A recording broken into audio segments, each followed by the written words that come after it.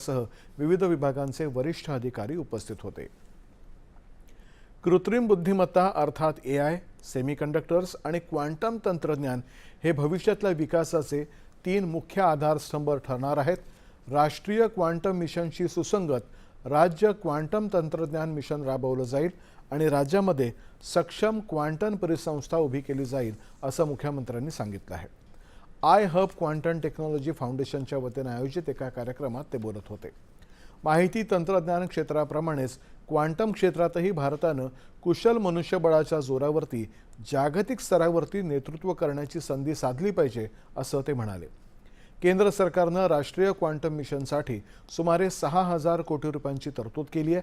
त्याच धर्तीवरती राज्य शासन स्वतंत्र क्वांटम मिशन राबवत आहे आणि याचाच एक भाग म्हणून भविष्यामध्ये किमान 5,000हून अधिक क्वांटम प्रशिक्षित मनुष्यबळ तयार करण्याचं आपलं उद्दिष्ट असल्याचंही त्यांनी सांगितलं।